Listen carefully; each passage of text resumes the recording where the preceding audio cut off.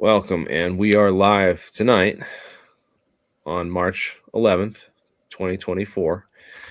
And I'm joined with John Gold, who's a longtime researcher. I used to know him way back in the day because Luke of wearechange.org used to basically use John to get all his good questions because he back in the day when he first started We Are Change, Luke Rudkowski would go around and like confront all these people and give them questions and stuff. And John Gold was like the dude basically like supplying Luke with all the intel and research and stuff. So that's how I knew about John. And then John introduced. John has a guest that he just brought on, some people that he knows because he's such an old school, hardcore researcher. We got Mike Berger on today, and Mike Berger is the founder of 911truth.org, right? No. Mike Berger. First off, I asked Mike to be on tonight because you had mentioned you wanted to talk about the black boxes, and I always like to go to the best when it comes to information and such. And Mike pretty much started that whole thing with the black boxes being found, with them getting notoriety or some news attention. So that's why I wanted to bring him on, as well as the fact that he knows a little bit more about it than I do. All I ever really did with regards to the black boxes is I managed to get an interview with Dave Lindorf um, to talk about the black boxes. He's somebody who wrote an article for Counterpunch that talked about how he had a source at the NTSB who said that indeed all four of the black boxes were found. Um, I was at an event. He was there. I interviewed him. And do you remember Rob Balsamo? Is that his name? Balsamo, right? He was. Yeah, he bugged the shit out of me to use my footage to put into a film that had an argument about 9/11. He was a pilot or something, right? And he founded 9/11 pilots for 9/11. Yeah, pilots for 9/11 Truth. And I didn't want him to use it. I just said no, and then he came after me a little bit, whatever. But I don't want to even talk about that. There's so much drama, and then they made like all this ridiculous stuff to be like out, like it was popular, and then and then basically shut down the a lot of the real arguments. They divided it a lot from the inside, and it's just it's crazy what's happened over all the years. And so I would just to clarify, I was not the founder of 911truth.org. I came on about a year and a half later, but I did become the media coordinator 2 weeks right before Charlie Sheen went public on Alex Jones' radio show. And I wound up on Showtime Tonight. And then I had about 3 more television interviews. Do you remember how good the Showtime or Showbiz Tonight? Showbiz Tonight. That was what it was, right? Yeah. Well, there's a story. They probably tried to make you look like crazy, and no, they were actually fairly. They were fair. Well, that one was weird. I got to talk to the producer before when they called to ask somebody from our organization to go on. And I just asked the guy, I said, do you know anything about 9/11? He goes, absolutely not. And I said, can I just give you like 5 quick things to check and just confirm these for yourselves? We're not crazy. This is for real. And that was why we got a really nice reception, because he was open to it. They got such a big response and such a big audience from that. After the show, he contacted us and he said, hey, can you put us in touch with other people? We want to keep going. So we had given him a list of other people. And the next day, they didn't talk about 9/11. And when I called to find out why, they had pulled him from the show. Yeah, that's crazy how it's like they blacklisted it once they realized, the potential of what will happen once people start realizing the truth and stuff. And yet that was, commercial television where they make money from getting eyeballs, and they didn't want eyeballs. Right. They didn't want eyeballs on it. Someone paid them more than the advertisers to get it off the air. So anyway, let's just say real fast, the 9/11 report says that none of the CVRs oh my God, the just to forgive my ignorance in the introduction, before will you regain your thoughts? Who is the founder, and who did you take? You took it over about a year after him. 9/11. No, Dave- 911truth.org. There was an original steering committee, which was the first executive director was David Kubiak. Janice Matthews, who eventually became the executive director, was the person who first herded the cats in the 9/11 Truth Forum before there was a 9/11truth.org. Then she became his right hand. There was a very formal, actually, group of people in the very beginning, names people would recognize, who have since distanced themselves from 9/11truth.org. But there were some movers and shakers, one of whom was Catherine Austin Fitz, who never distanced herself from the issue. She was there in the original group. I was not. I was asked by Janice when she became the executive director to be the media person. And this was going into, actually, well, that was before we actually did our gigantic conference in Chicago in 2006, where we had 500 people. The New York Times sent a journalist to the conference who stayed for the entire weekend. And I mean, he wrote a fair article, but he met and published and popularized some pretty wild, far out people who were in the group. Like a guy named Hamuk, who at the time talked to him about living in a cave. So those are the kind of people that they put out in front to represent the truthers.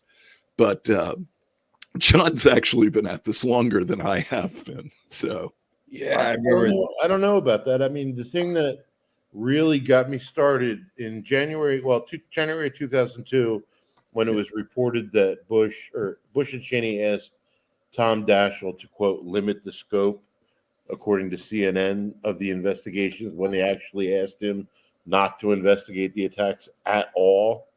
Was that before or after he was sent anthrax? That was after he was sent in. No, what? Yeah, it was after. He got the anthrax in the beginning. The anthrax came very close to 9/11. Yeah, so first they like threatened him with Al Qaeda, and then he pushed the issue, and Cheney was like, "No." Well, anyway, that's what got me investigate this, or what I was doing in that bunker.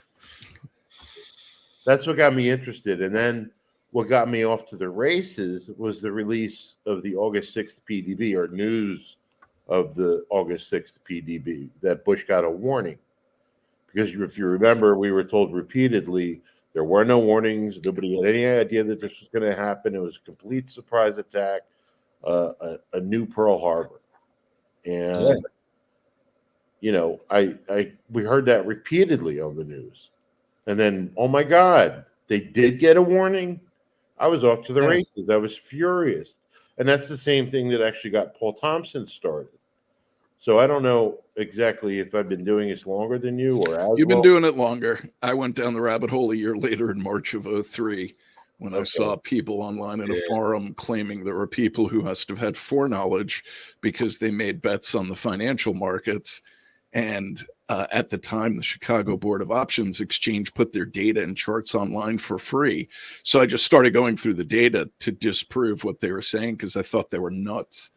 And not only were they not nuts, it just kept expanding. And then I, started to find articles about the hijackers.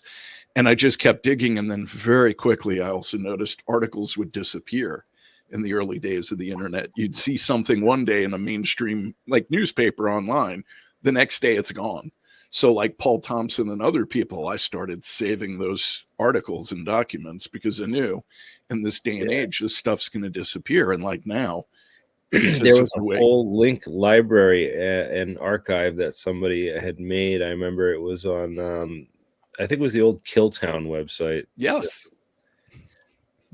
Yeah, he had this huge archive of all the like links that they took down and all the sources where it was like them contradicting themselves, and they just like they literally like edited and erased history like straight out of Orwell. Yes, and like how they just eliminated certain things from the record, and as far as revising history, how did everybody like it when Ellen had George W. Bush on her show, promote his book, that Keith Olbermann said that he owed Bush an apology, they were revising history and putting him on a pedestal as opposed to Trump at the time. What did you think about that? I mean, I was furious, but how did you take that revising of history? That he was now on a pedestal. He was a good guy. Well, the whole way they framed it in the media and the whole way that they got away with it for so long, now they don't even talk about it, which is even more revealing because it's they can't even touch the issue because there's so many people that will just raise questions and stuff. It's yeah, there's so much of the history that people, and the fact that people are like starting to lose faith in a lot of the history that we're taught, because you see like I read 9/11 and what it says about it in the history book, and I compare that to the research that I've done, and I say, like, oh my God, this is how it's done. This is how it's just washed. Exactly. This is how it's done. And they rely on the passage of time, the deaths of individuals we would want to question, in order to keep their story going. Remember, there's this guy, even Graham Hancock, who's saying like Yes. ancient theories about the pyramids. Maybe they weren't, like going against the Egyptologists and stuff, and saying that maybe these kings came along because we don't find hieroglyphics or any of the same kind of stuff. It's just maybe it was these things were built by different people and for different purposes, and they block these guys and they call them quacks, and they write all these articles and hit pieces against them the same way. They don't want anyone questioning history in the official dumb. We've literally had a chance to watch history revisionism in real time, like over the last 24 years, 23 years, 24 years. Yeah, that's crazy. That's why I think it's important to get you brought Mike and to have you on to document all this for the record, because there's so much disinformation out there, and yeah, so much damage that's been done to the Well, the damage was done multiple ways to the 9/11 truth movement, if that's what you were going to say, to the cause. I mean, the damage was done years ago. yeah, there was a lot of damage done on all sides, and then some by people just that I knew, like, that were good intention, that got misled and led down different weird research paths that just got them all messed up and stuff. So that was like where I was like trying to combat a lot of the disinformation and make videos where it's like, hey, I have a science degree and we can use science to debunk the bad theories.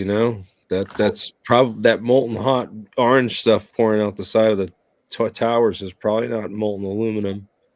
Well, or there's a firefighter chief with a cameraman showing that weeks and weeks after the attacks, they're standing on the pile, and he's like, don't spray water on it. It's like a molten oven inside, and you see the glowing under the pile too.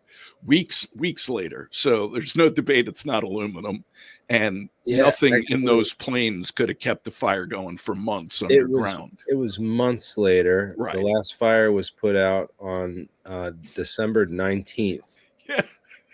Yeah. So what burned for 3 months under a pile of rubble? Yeah.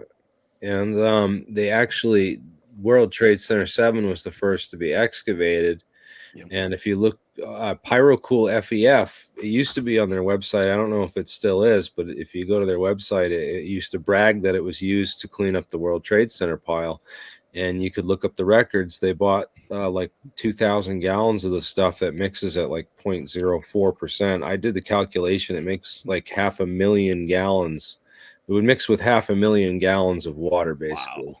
And that's how much they sprayed on that pile, and fires were still burning underground 3 months later. That's ridiculous. Yeah. And all that stuff, by the way, has PFAS in it. It's all that stuff is like loaded with like forever chemicals. Well, right. Before this gets into a buildings discussion, I want to read the quote from the 9/11 report about the black boxes. It says, quote, sorry, I had to get it in, John. That's all right. Go for it. Let's do the PDRs and FDRs, flight data recorders, they're the black boxes, from American 11 and United 175 were not found. And that was page 456, footnote 76 of the 9/11 report. So, Mike, why don't you start us off? Yeah, one of the fascinating points about this is that they had the balls to put that in a footnote in the report that came out in 2004, when there was already a book published a year earlier. And the person, Nicholas DeMasi, who was a firefighter telling the story, had no idea the government was ever going to pretend they didn't find the black boxes, because he took the federal agents, FBI, around the site in an ATV. And he describes it in this book very matter-of-factly.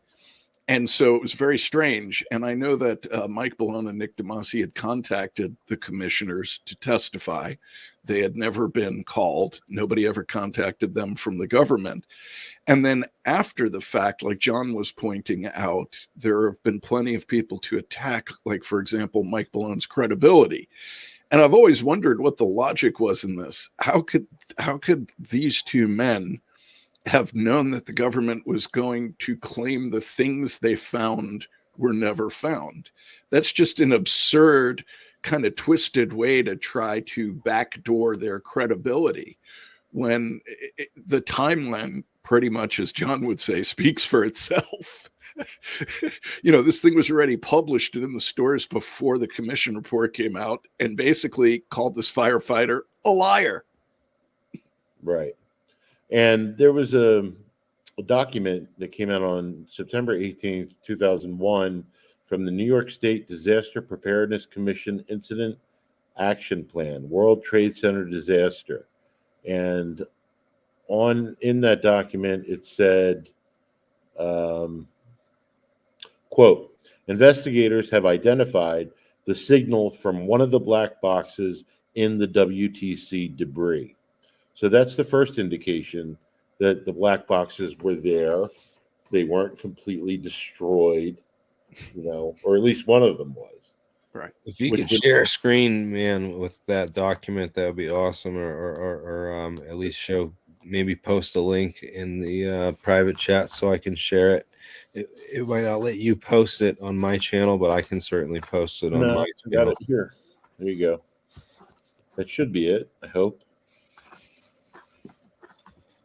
All right, I'm going to copy that link and post it right here for people so that they can get those documents. Right there is the link, guys. I posted it right there in the live chat so people can go and back this up, that John is not making this up and not pretending. Right. And also, I don't know exactly when this came out, but there's another document. I think this might have come out in 2005. Give me a second. It's going through archive. AMC accelerating. I can't even read the document. Accelerating the pace of transformation. And in that document, it said, quote, radio frequency detectors developed at CE-COM were used to find, quote, black box flight recorders from the airliners that crashed into the two towers. So right now, it sounds from that statement that they were able to find the black boxes using the equipment they stated. So again, another indication that the black boxes were there. And I'll give you the link for that. And it's funny, I posted this to Twitter today, and that's all I'm doing right now is going to Twitter and getting the links that I posted. Awesome. Yeah, so that's what I do too. Sometimes it's just I unload everything on Twitter. I get a bunch of tabs open and I just do a stream and just go over all that good stuff. That's a good way to do it. I just gave you the second link to the second article. So Mike, why don't you go from here? Because sure. So I first interviewed Nicholas DeMasi, I think it was about October of 2004, over the phone. And I asked him what was the largest piece of debris that he found. He said the largest piece of plane wreckage was 8 feet by 11 foot. It was a fuselage. There were also many seats recovered. And then he told me that when he went to his chief, at that time, the chiefs were the people in charge of the firefighters who were trying to locate and recover fellow firefighters' remains. that he asked the chief, where do we put this stuff from the planes? Don't they rebuild them like they do in all air disasters? And the chief said, put it on the rubbish pile. They know, quote, they know what happened, which Damasi thought was very questionable and wondered why they were throwing out crime scene evidence. Right. Then there was a report in the New York Times. I mean, this is a bit dark, but there was a report in the New York Times that the bound hands of one of the flight attendants was found on the roof of the firehouse across from the South Tower. That was reported in the New York Times. Well, there were a number of reports over the years of bone fragments from passengers from the planes being found on the rooftops. Yes. Of, the adjoining nearby buildings and such, which, for the people arguing out there that there were no planes, that they weren't the passenger planes we were told, and stuff like that. I mean, it just debunks that instantly. Well, and Ballone and Damasi both told me they found remains of passengers in airline seats. These were people who were eventually identified by the coroner. So, I mean, from my experience talking to the people who went through the catacombs there, I mean, Mike Ballone, whatever way the media may have portrayed him, one of the unique features of all these people were, while everybody was trying to get as far away from southern Manhattan, there were plenty of people who were actually running towards southern Manhattan trying to help, and Mike Ballone was one of them. And he never left Ground Zero. He basically slept on a pew at the church at Ground Zero. He did not leave until the last beam was recovered. So he also was able to obtain artifacts, photos that the volunteers were told was illegal for them to take. Mike, what did you say, the last beam was recovered? Yeah, until the cross was taken out, the last beam, he basically stayed for that entire cleanup operation. Really? And with regards to that, and Nicholas Damasi spent months down on the pile, and right. As a result of that, got cancer from the toxic dust, and I think it was 2015 that he passed away. So my condolences to the Damasi family for that. Yeah. And I mean, the other thing is, a lot of the people down there, like if you were a firefighter and you'd been on that job for any time and you're getting close to the time of retirement, like Nick was, they were afraid to lose their pension if they spoke out. So in other words, there was nothing when that article was released, like when we posted in October and then of 2004, and then Will Bunch wrote an article. He backed it up. He interviewed both of them. For the Philadelphia Daily News. Yes, for the Philadelphia Daily News. And then that led to another journalist, an independent investigative journalist, David Lindorf, who had a contact at the National Transportation Safety Board in Washington, D.C., who told him off the record the FBI brought him the black boxes from Ground Zero, and he recovered the data and turned it over to the FBI.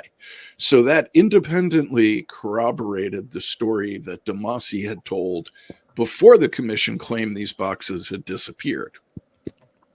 So whatever was on those boxes, apparently we don't know what it was, but whatever was on those cockpit voice recorders or on the flight data recorders apparently was so damaging that there was, I call them fingerprints or footprints. It's when the powers that be go out of the way to make certain bits of data disappear. You have to have a hell of a reason for doing that. You know, like another one is, you mentioned Building 7.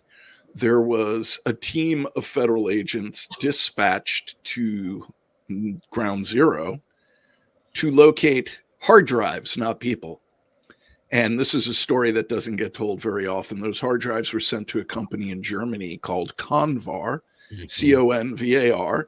And this is a story that has essentially disappeared. And Convar bragged in interviews that they used a blue light technology, laser technology, and they showed the pictures of the dust encrusted hard drives and stated unequivocally they recovered 100% of the data and returned the data to the FBI. There is no mention of these hard drives or Convar in the commission report. So again, it doesn't mean there's anything nefarious here, but the question is, what was so important that instead of looking for survivors, you're recovering hard drives, shipping them around the world, and then not reporting to the American people that this event even occurred? Yeah, and then didn't Deutsche Bank or something get a hold of that too, or they were trying to, or something? I remember reading about this, and then who bought out Convar and owns them now? That's a good question. Convar was eventually bought out, and the company was all split up. I don't remember who it was, but basically that was one way to disperse the team that knew what was on the hard drives. And this is this is a frequent pattern you actually see with certain companies that had connections or contact or became part of the story too. What were you going to say, John? It was about Deutsche Bank. No, actually, I was going to mention something about. Go on. Keep talking what you were talking about. So Deutsche Bank, the only connection I remember was that Buzzy Krongard, former director of Central Intelligence, happened to be the manager of Deutsche Bank on 9/11, and many of the stock trades were traced to Deutsche Bank where he worked. Right. And I believe these were some of the trades that there were claims that people never cashed them in. That left money on the table for some reason. And of course, the commission report never did say who was behind any of the pre-9/11 trading, which the commissioners told me and several others of us when we interviewed them in DC during the outside the hearing rooms, that they would give specific answers, and their answers were not only not specific, they were disingenuous. They basically claimed that an options newsletter writer had recommended shorting airlines before 9/11. This doesn't explain who shorted the insurance companies, who shorted the companies that had offices that the planes actually hit, which is interesting. Not to read anything into that, but somebody happened to short the offices that the planes hit, which I've always found pretty damn interesting. There were three studies done that basically confirmed there was, shady trading going on. And it happened during COVID. People, I think, in the Senate or the House were charged with insider trading, and then they were let off the hook or something. Well, they passed a law making it legal. Yeah, something you to can't that make this shit up. And then for 10/7, which happened in Israel, there's allegations of insider trading, as well as multitudes of warnings that they received and such. But the one thing I wanted to mention about the black boxes, what was on them, us not knowing what was on those black boxes. Remember the destroyed FAA tapes from the air traffic controllers, where the guy, crushed the tape in his hand, put the different pieces in different trash cans throughout the building. I would love to have been a fly on the wall in those meetings to know what exactly, was said, because that's just so suspicious on so many different levels. And I think somebody, but I just gave you the link, Jeremy, to all of my research on that. I see that. So you may as well share that rather than me having to try to remember it. There's another weird, twisted, arcane version, I believe, from an early version of History Commons, where, and the only reason I know this is because when I did the documentary Improbable Collapse, Jonathan Mark and several people in the Northeast brought me up there and arranged a 2-week tour. And Boston Center, which you can hear on the recordings, where the air traffic controllers were that were in charge of the Boston flights. Boston Center is not in Boston. Boston Center is in Nashua, New Hampshire. And there was this weird entry in the timeline that on 9/11, the FBI showed up at the Nashua, New Hampshire Air Traffic Control Center and evacuated it by telling them they had intelligence that claimed they were a potential target for a crashed plane. And the only reason this stood out as really bizarre is I happened to be passing by it on the way to a screening. And I remembered that the story said that the FBI took the air traffic controllers to the local Holiday Inn. And when I went by the Nashua Control Center, the Holiday Inn's across the street. So why would you take them to a building across the street if you're claiming that they're going to fly a plane into the building? So that's when they went and cleaned out the actual records of the air traffic controllers. This is another one of these pieces that gets forgotten. And so it's interesting, having been looking at this for going on 21 years for me, 22 years for John. I generally tell people I've forgotten more about 9/11 than most people know about Right. 9/11. And then the strangeness of this is that if you've done it long enough and you continue to pay attention, pieces of information come out over 20 years, something we didn't know, but we thought we had an idea about what was going on, and we made certain guesses. Well, But also, if you the reasons for classification expire, so when you can FOIA this information too. So I think that's why hasn't anyone tried? Has anyone tried to recently FOIA the tapes that were stolen from across the Pentagon, the footage from the gas station across the street? Years ago on flight77.info FOIA'd for those tapes, and they got a description. What was it, 85 tapes? Yeah. And none of them had what they were looking for, essentially, Right. if I remember how it was described. I mean, from the beginning, there were people who were very forceful about the notion there was no Flight 77 at the Pentagon. And there was a group that was incredibly forceful that there was Flight 77. And to this day, I've personally felt that was a red herring for a variety of reasons. Go ahead. But in my experience, for example, with the media, when the Pentagon, quote, released the video of Flight 77, which was the way they were hyping it, ABC World News Tonight sent a camera crew to my living room to interview me, and I was on the phone with the producer who was asking me the questions, and there was just a camera crew at my house. And the producer, and at the same time as I was doing this with ABC, Janice was on with the BBC at her house. And when we got done with the interviews that we got together, it was really interesting. We were both asked the same questions the same exact way. And the question was, why don't you think Flight 77 hit the Pentagon? Exactly. We all think this. And I said over and over again, to me, the issue isn't whether or not Flight 77 hit the Pentagon. The question is, how could anything hit the Pentagon? We're asking the wrong question here. This is the most heavily defended airspace in the United States. They knew, from Monetta's testimony, a plane was heading towards DC. They didn't evacuate the Capitol. They didn't evacuate the Pentagon, and they didn't defend the Pentagon with surface-to-air missiles or with anybody launching a fighter from a base whose sole mission was to protect DC the day before 9/11. And then Barry Zwicker, a Canadian media person, had screenshots of the Andrews Air Force Base website on 9/11 and the day after.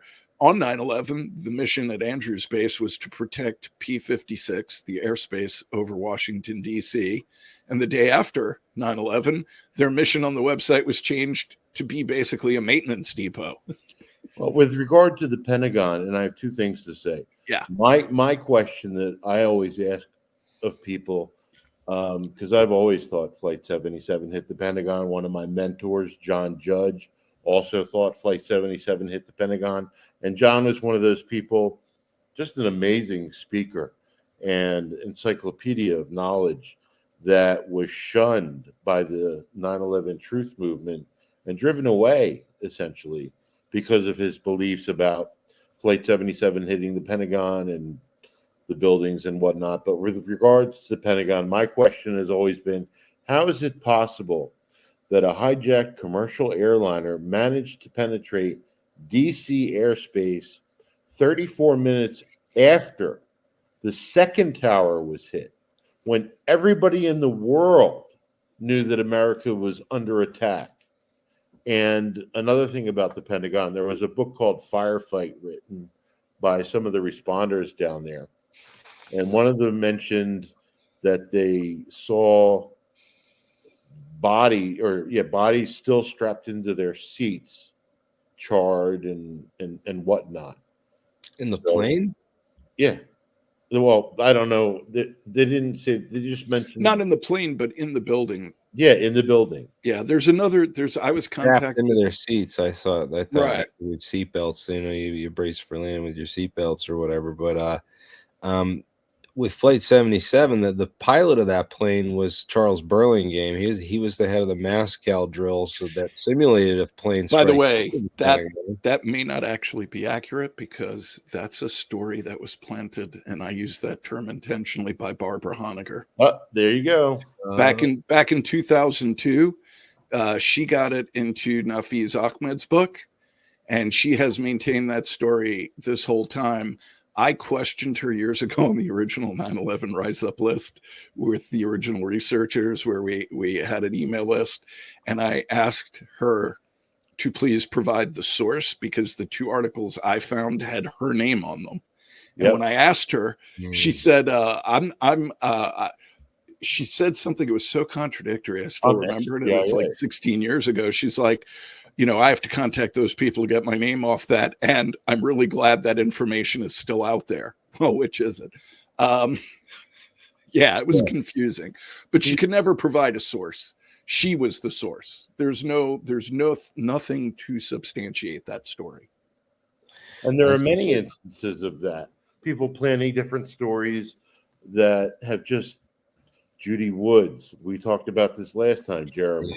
People should go watch that guy destroy her on video. Greg Jenkins, just destroy her. So, like, one of the things, if I recall, didn't she show pictures of burned cars on FDR Drive as evidence of a directed energy weapon of some sort?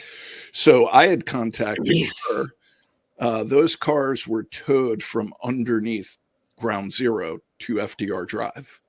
Yeah. I have photos of the cars before they were towed. They're all from the parking garage. Right, exactly.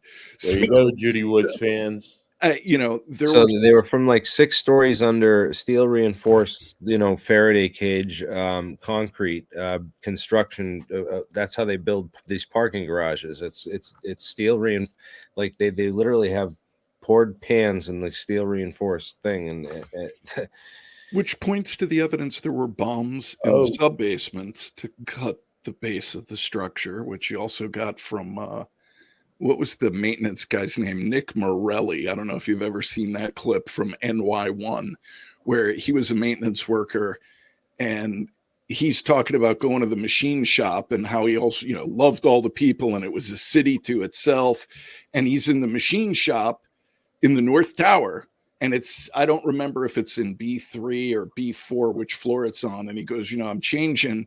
And all of a sudden I hear like this big explosion. And he goes, I'm thinking they dropped something really heavy on the B2 loading dock. And he goes, and then I open up the door, and like the heavy equipment in the machine room is gone. The walls in the sub-basement have imploded. There are people he's describing people with shrapnel wounds with flesh hanging off their skin. And then he says he helps these people, and they make their way underground to go out beneath the South Tower. And then he goes, and it happened all again. They happened to be in the sub-basement when the second plane hit. So there's some evidence that, people may have attributed to the collapse or the free fall of a freight elevator. I've heard people try to blame this on. I don't think it's going to implode concrete walls and give people shrapnel wounds throughout the sub-basements of the building, though. There was something. Well, also, there were sky lobbies on the 33rd and the 66th floor, so it couldn't be an elevator from the top level where the planes hit, because it stopped at the 66th floor. Right. And there's a baffling system in each floor to close it off if there's a fire, so fire can't spread down the elevator shafts, too.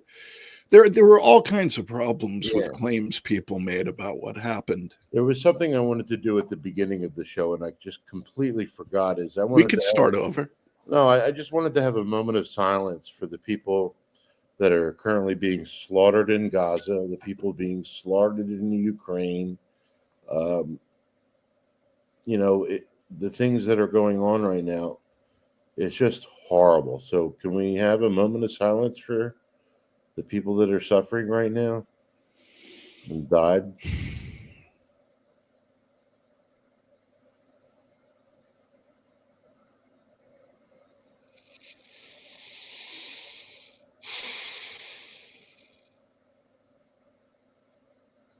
I guess that's good enough.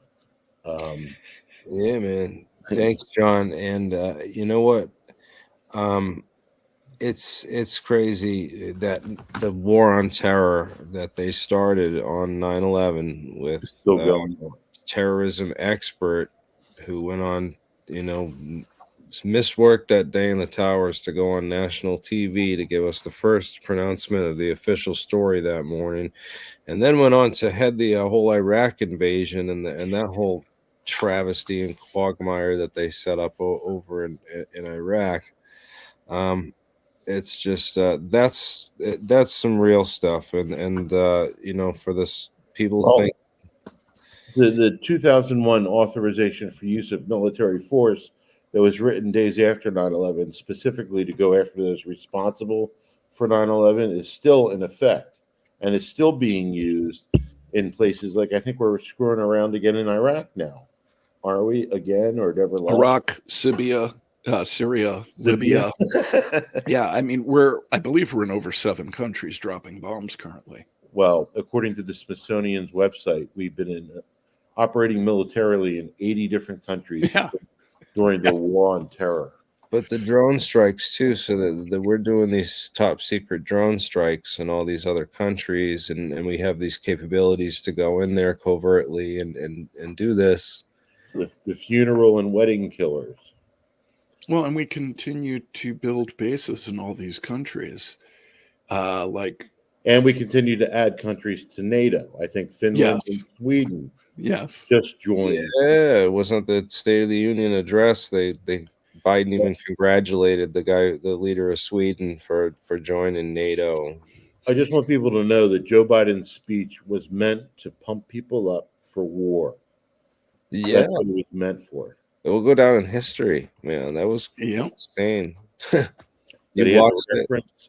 FDR and the World War II, and it just it was disgusting to see, just disgusting. And then when he was talking about how we've been in discussions to have a ceasefire and blah blah blah, all they would have to do, Joe Biden would have to pick up the phone, call Netanyahu, and say, "Stop what you're doing, okay? Just stop what you're doing." And I believe Netanyahu would stop, but they wouldn't do that. It's not profitable. It's because we live in a bizarre world where the right thing never takes place, or the people who should be doing the right things are doing the exact opposite. Right. To blow the place up before they fix it. It's the exact opposite of what all these people think are waiting for. They're waiting for the Messiah to come and unite that land and rebuild the temple at the Temple Mount and people don't realize the Temple Mount is important to all 3 Abrahamic religions: Judaism, Christianity, Islam. Right. And that's what God wants, but the devil run the world, man. The devil is running the world. Well, I mean, it's greedy humans. And the saddest part to all of this is that these events are used and perpetuated by getting us to divide and hate each other when we are the ones who have more in common, and that united we would be able to change direction, but we just don't seem to be able to do it. My bigger concern is we now are facing crises globally that we cannot solve at the level we've created them, and the misdirection of resources to endless killing, destroying the environment, And to basically, stirring people up to insane behavior like mass murder, it doesn't really bode well for the species survival if we continue in this direction. And I believe people know this inherently, but it's like we're deer caught in the headlights. Nobody knows what the hell I can do as an individual to change things. Well, there was somebody, Christian Brautweiser mentioned that it took, the four widows to force Washington, D.C. to create the 9/11 Commission, as fucked up and compromised as that was. What could 8 people do? What could 16 people do?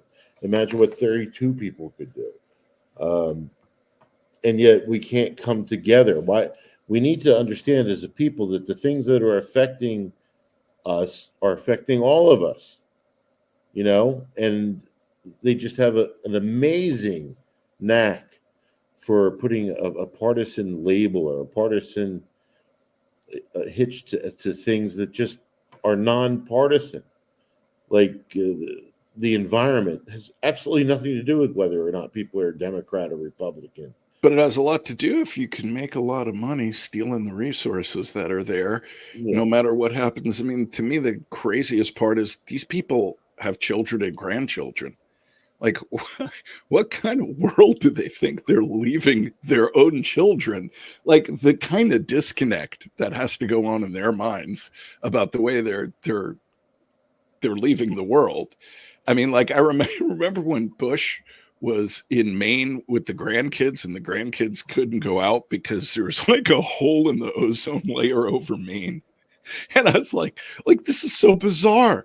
How did they not see how the policies that they promote are killing off the future for their own family? That to me is the strange, like the really difficult disconnect, that somehow they think with wealth they're going to be immune, like they're going to find another planet, or they're going to live happily ever after in a bunker. Doesn't sound like my ideal way to spend the future. Right. It does not. And I honestly, I don't know how to get everybody together. After 9/11, this country came together like never before in my lifetime. And we were told to go shopping, if you remember. And Disney, don't leave Disney out. I would love for the people to come together again for 9/11, but this time to do the right thing, to make sure that a real criminal investigation takes place, where there's subpoena power and discovery and the ability to call people under oath to testify publicly. And if they're the right people, where it's not like they don't just bring Judy Wood and Ace Baker in there and make a Ace Baker. There's a fucked up name I haven't heard in a long time. The families want to be part of any investigation that takes place, and they were part of the 9/11 Family Steering Committee, which supplied the 9/11 Commission with hundreds of well-researched questions to answer, but they had no say as to whether or not the 9/11 Commission would actually ask the questions they wanted asked. So they want a controlling position in any investigation that takes place, if it ever does in the future. And I can understand why. They wanted that from the start, but that's not how the government's going to work, though. I mean, that's the way they set up the 9/11 well, Commission. No. I don't think the next investigation should be done by the government. It can't be. It can't be. I mean, look what happens. We had this anomaly resolution office to investigate UFOs, but nothing to investigate the trillions missing from the Pentagon budget and the decades of like black budget programs that I've documented on my website for like 20 years, and they want everyone to think it's aliens flying around out there and not our own technology and stuff. It's a complete opposite solution that they always offer, and I feel like it's going to be the same thing with the 9/11 stuff. They're going to set up these offices to investigate space lasers and the DEWs, and I would love to see the capabilities of what they've developed of the Star Wars program and the SDI defense systems that they have in these classified programs and stuff. I just don't think that they have free energy or the capabilities to really do all that stuff. So I just haven't seen it. But anyways, yeah, I hope we get like a real investigation that can actually call the people involved. That's what I was kind of hoping for with regard to the Saudi lawsuit. It doesn't matter. It could be a lawsuit about anything. This just happens to be about Saudi Arabia. But they do have the power to subpoena. They do have the power of discovery in some cases. And I think I told Mike this earlier today. There were 3 people the families were looking for the discovery for Fahad al-Thumari, Omar al-Bayoumi, and Osama Biznan.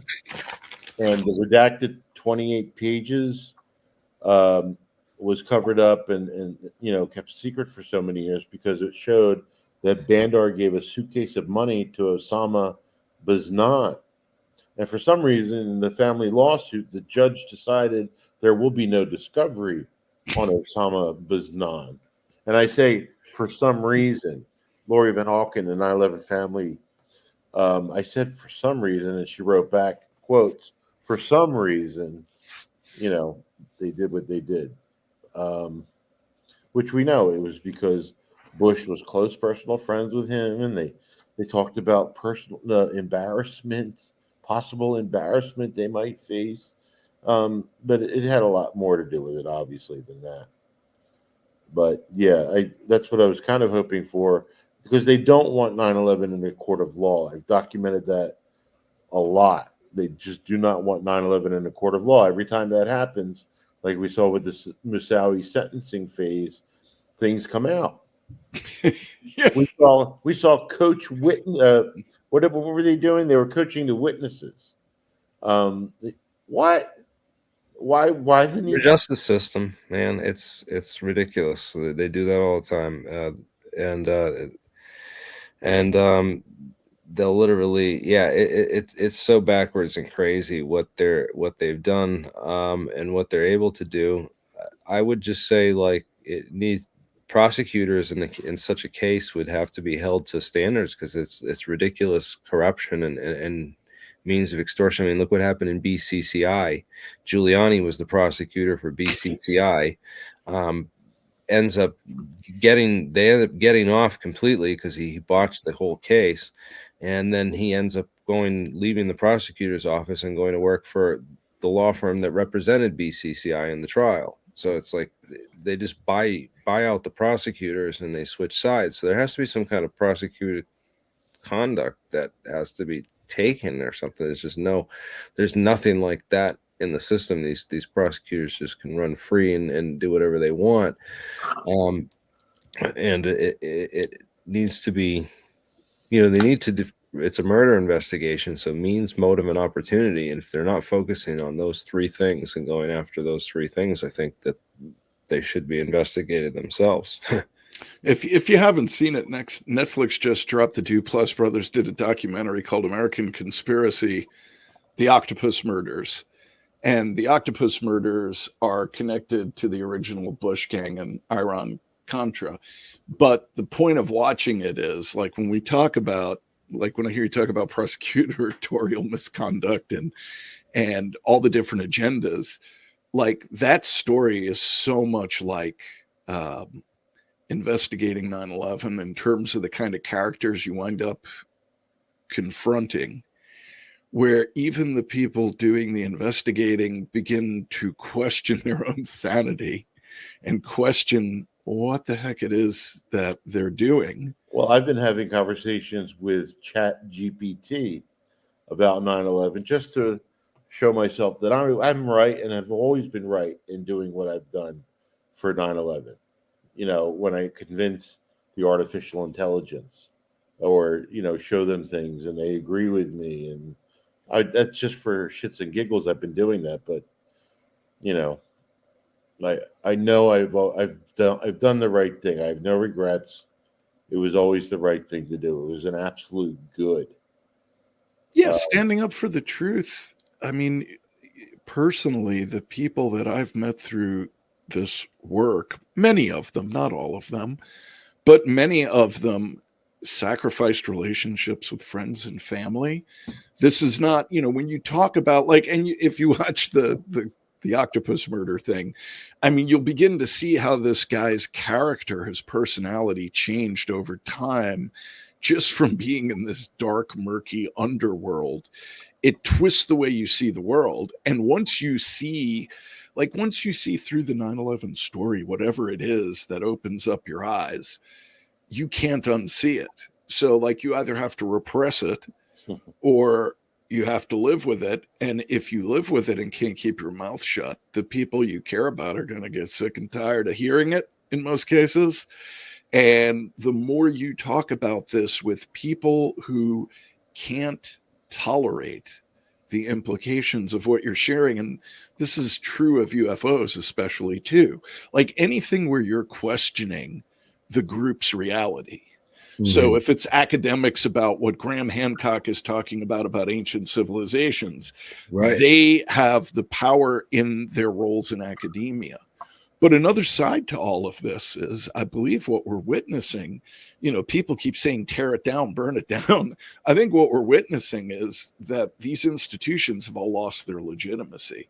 I mean, just from glancing at some of the comments in the comments section here, like people are onto this now. People see through it. It doesn't mean that we know the damn truth, but we know when we're being lied to. Where are you seeing comments? I don't see anything. I'm in this. There's a private chat window and then a comments window. Oh, I see that. There's a now. live chat on. We're live on Yeah. YouTube. We got 250 people watching, and the live chat's very active. We got Yes, it is. And I'm like, I'm taken in by some of the things I'm catching that people are saying, because like, many of these, many of the things we're talking about that you come across in investigating 9/11, they're connected to other historic events, for example. Like I thought it was interesting. Like a friend of mine told me about American Conspiracies. I watched it, and all I could say is like I could relate to so many things in there, like especially when the person who this guy Danny Canestrano, who was not a journalist, he was a writer who kind of fell into this thing. That's a very good point about the size of their ego. But basically, when he fell into this investigation, it so changed him that you would see over time when he was visiting with his family. This guy was like a happy-go-lucky kind of light guy.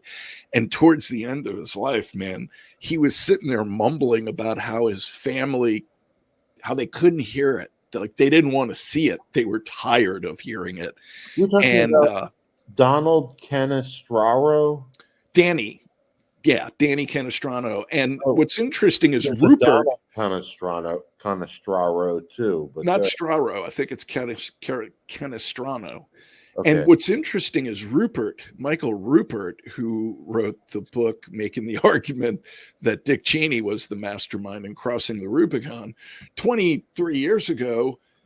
He's got a post. He's no longer with us, but at his website From the Wilderness, which is still online, where he outlines this whole story that the Duplass brothers just did. And he names even more names than they do in their show, but it's connected to the same people behind 9/11, which is just bizarre. Well, when we say the people behind 9/11, I honestly can't tell you who was ultimately responsible for 9/11, what exactly happened that day. And it made me a better activist when I admitted that to myself. I'm sorry, what were you saying? I'm just pointing out that, like, for one, looking at this stuff changes you. You can't unsee it, right? And that, so one of the characters in there, basically, who was involved in doing this kind of investigative work, basically says, at one point I had to decide, like, do I want to keep doing this, or do I want to have a life? Do I want to go back and have a life? So finding some balance in doing this work, I think, is critical for longevity. Otherwise, you lose your freaking mind and you'll wind up isolated. And I think ultimately that's kind of the way to burn people out who question. Oh, Don't bring them together. Don't let them organize. Don't let them talk with each other. Don't let them talk to the public, and generally make them out to be crazy. Like going back to the black box story, one of the things that John brought to my attention, he was looking at 9/11 myths and looking at how they character assassinated this guy, Mike Malone. And yet, so I sent John, like, people had claimed all along that he was never an honorary firefighter. And it was not his fault that in media appearances, which he did hundreds, people, the newscasters would bring him on and claim he was a firefighter. He did not tell them he was a firefighter, and he would go on and clarify he was an honorary firefighter. But for example, to attack this guy's credibility, they claimed he wasn't an honorary firefighter. And so I sent John the photo of the chief of the New York City Fire Department at the ceremony where they inducted him to be an honorary firefighter. And I sent a screenshot of the damn award. So, like, the people who are making these claims of debunking and attacking this guy, are they pretending they couldn't look this up? Are they pretending they don't know this? Or is there some, like, why would you keep attacking a guy's credibility, especially when the story he's telling you was told before you would have been suspicious that he was lying? He didn't know the government. That it was Nicholas DeMassi's story. That's true. And but it was in Mike's book, so right. Mike got blamed. But again, it's a misdirect. What I was going to say about not knowing who was ultimately responsible for 9/11, what I've generally been saying now is that the system that brought us Iran-Contra, that brought us PCI, the savings and loan scandal, all that shit is the same system that brought us 9/11. And you can see a lot of the same players, obviously, are in the pot, of suspects. And there are many people in our government who have more than earned the title of suspect just from their actions alone or inactions for 9/11. And that's the best I can go on. I can look at 9/11 as a crime and not an act of war. And as with every crime, there are suspects for that crime.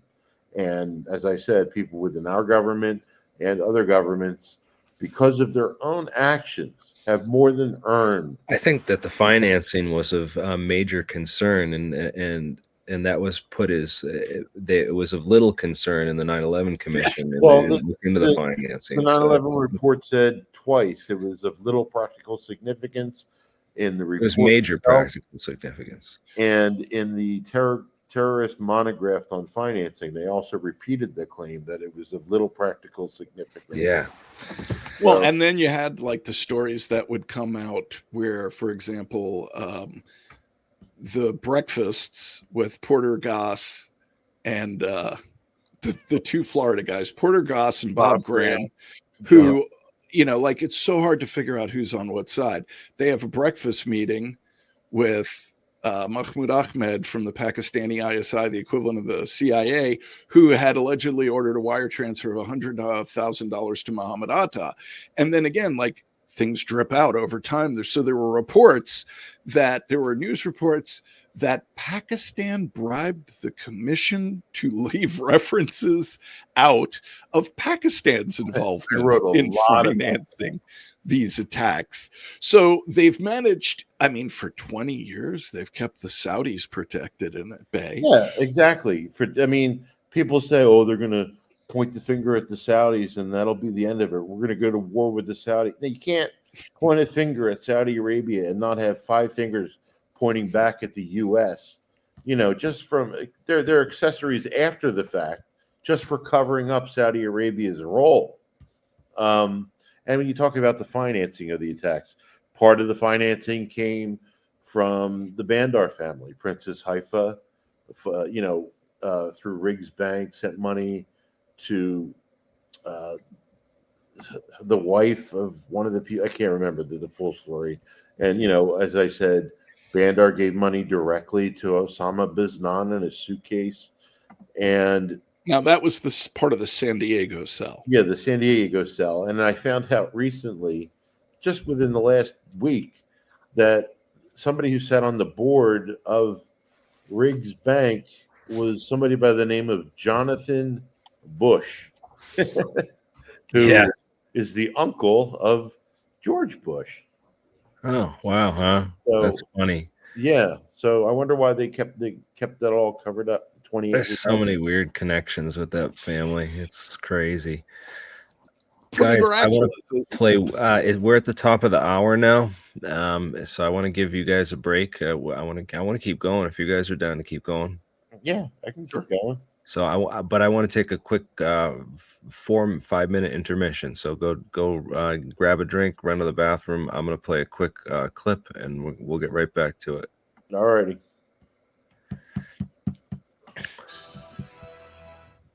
One of my favorites. A deal announced yesterday between the White House and the commission investigating the September 11th attacks is I know it well. controversial. Under the agreement, only certain members of the commission will be allowed to review classified documents from the White House. The commission can see a minority of the documents, and then they have to clear what they're going to say to the rest of the commission with the White House. If you're one of those 4 that gets to see these documents, would that change your opinion? No, because all the members of the commission are legitimate members of the commission. We have the top security clearances. We're an independent commission. For an independent operational look at why 9/11 happened, what happened there, when what the president and the government knew, and when they knew it. What's their We need to know all argument? the answers. The White House. Why won't they let you see this? What do they say? Access. They don't want any more eyeballs to see their documents than they can possibly get away with.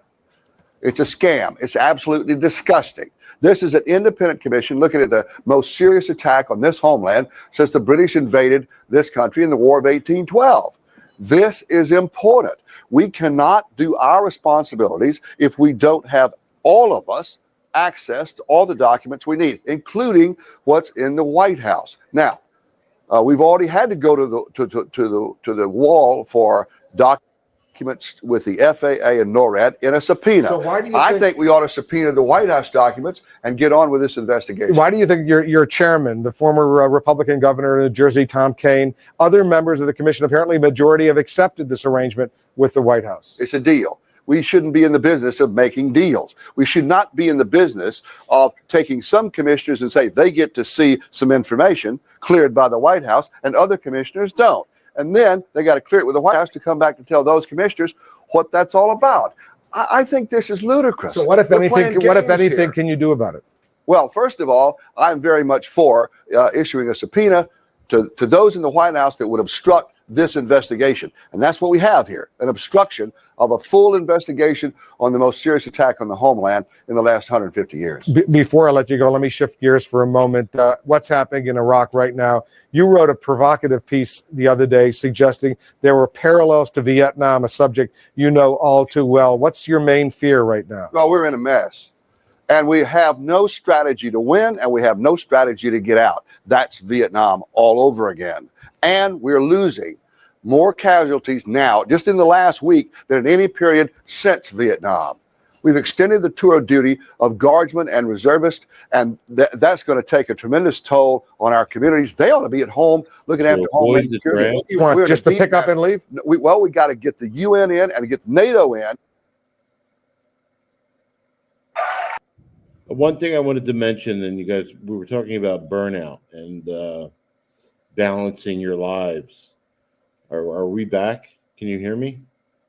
Okay. I feel a sense of responsibility almost to hang around, just so people are aware of the context that you were talking about before with me, Mike, that they're aware of the history, because so many people just don't know it. And it's as because of the fact that I refuse to even look at it. Yeah, they refuse to look at it, but they just don't know it. And for those who are attempting to learn about it or tell people about it, I feel a sense of responsibility to stick around and try and help those people for some reason. Out of curiosity, I'm going to pop this link in the chat. There was a CBS News report. Do you remember this recently on the anniversary? I think it was maybe the 20th, where an FBI one. Yeah, this was on the right before the 20th anniversary. Former FBI agent who worked on still secret FBI 9/11 cases. Hijackers had U.S.-based support network.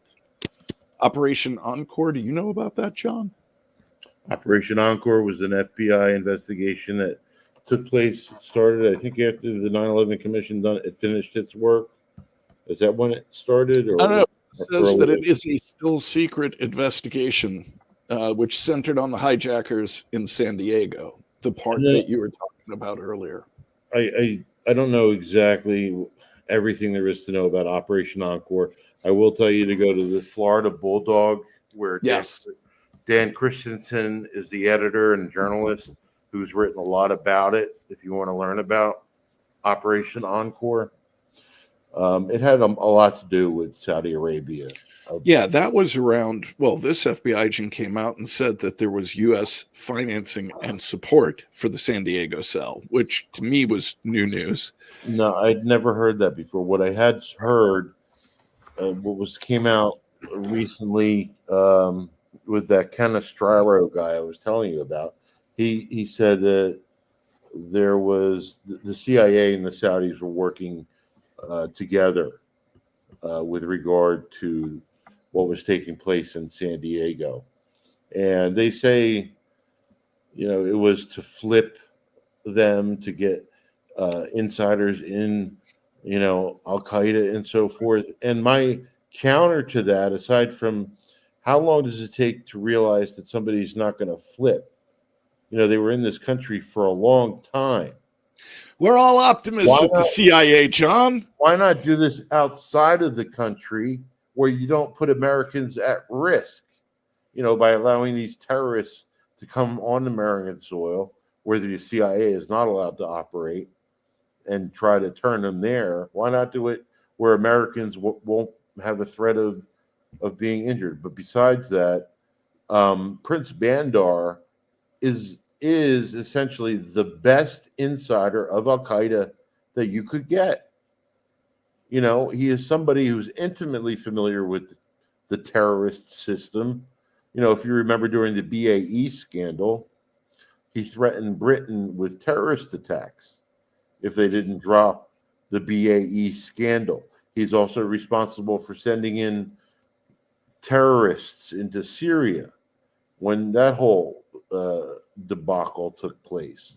So he's intimately familiar with Al Qaeda. So they, George Tenet used to go to his house and swim in his swimming pool and smoke his cigars and go on drunken tirades about how he hates the Jews and stuff like that. And I'm sure they talked about a number of things, different things. So if they wanted an insider into Al Qaeda, especially somebody, my God, he only helped to finance the attacks. You have the perfect insider in Prince Bandar. They didn't need to do what they supposedly were doing in San Diego. Anyway, go ahead. Oh, I just think there are so many different threads in this story, and when you pull on them, the story begins to fall apart. Well, I want to return to what Jeremy said. I mean, people's resistance to hearing this is pretty well grounded in survival. I mean, if that was part of the post 9/11 world indoctrination, the people that were born around the time of 9/11 who were indoctrinated into the post 9/11 world were taught that questioning 9/11 was bad. Literally. Well, I like how it just from an intelligence perspective, it benefited so many different institutions to just go along with the official story that they got so many of the top people to just go with it and roll with it. From the media, selling news stories like crazy, selling more newspapers, selling more like, it was great for the media. It was great for the War Machine. It was great for Kellogg, Brown and Root. It was great for Raytheon, Halliburton, the banks, everyone, like they got to get all that fresh currency flow. We keep the drug trade going. So the Taliban couldn't shut off the opium supply. There was just numerous people involved. You remember that story, how the Taliban managed to destroy 90% of the opium crops before we invaded, prior to our invasion? Yes. Yeah. After our invasion, for almost 20 years, Afghanistan led the world in opium production, upwards of 97% supplying the world. Hey, I've met people who've come back from their service in the military and told me that they personally guarded opium fields and said, "What was that about?" I've seen actual news stories, I think, about that. Yeah. So, what's going on? Conversations with, I had a friend who was in the military from high school who said that he was over there and they were like they would go and slash a couple, but it would just 10 more would pop up and that they just couldn't do anything about it. And yet somehow the Taliban could, because you knew you'd be dead if you grew it. Right. But I want to go back to like what you said about the post 9/11 aftermath here. So there are people who are using a term, I don't know if anybody here's heard of it, called fifth generation warfare, which is basically a divide and conquer strategy to destroy the country from within. We saw, like, to me, what's so fascinating is reliving so many of the lessons we had to learn in the truth movement and watching people relearn them and having not even knew that the truth movement had already been through this. I know. So like the disinformation campaigns, the way votes are counted, the way money is funneled through different bills that ostensibly have the opposite name of what the bill is going to do, like the Patriot Act, for example. Just this entire kind of the underbelly to where private interests and government collude, and their primary mission is to retain the power that they have. And in order to do that, they have got to have us fighting with each other. So one of the fast things we learned in 9/11 was we started organizing groups. People would show up all over the world and they would say, "What can I do?" And they would spontaneously, grassroots, organize their own group in different cities around the world. And we never had a litmus test. We only asked the people agreed with our mission. But very quickly, we learned that as a city began to grow and their group hit a certain size, we saw the same pattern would unfold.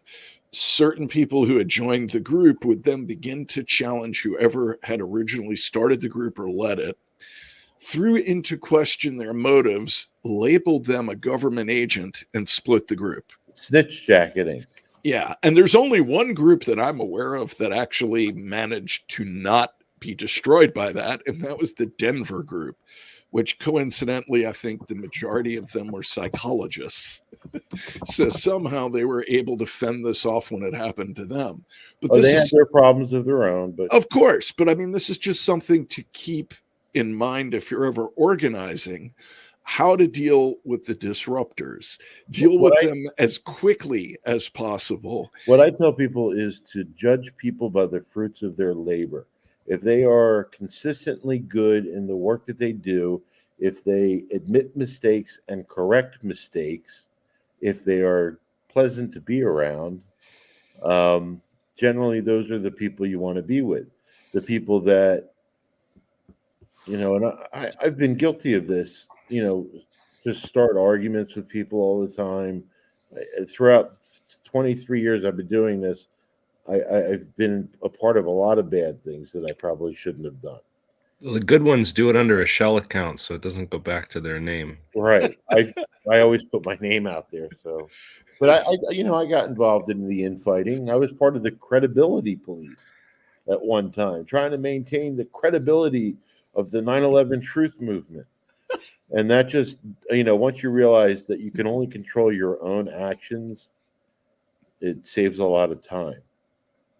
Well, they would just, I remember one of the first times I heard about it on the radio. I was starting to get into it, and I told my friend about it, and he was like, "Call me." He's like, "Yo, they're talking about it on the radio on WAAF here in Boston," and I turned it on, and it was all no planers, and I was like, "Oh man, I got to call in with some like information that I've been finding." So like I literally tried calling in. I used to call into the radio station all the time, and I sat on the phone for hours. And that's because the media decided to glom on to loose change and depict that as what everybody else in the 9/11 truth movement believed. and that's how it was portrayed, and that's why controlled demolition and a missile hitting the Pentagon were primarily in every single hit piece ever written.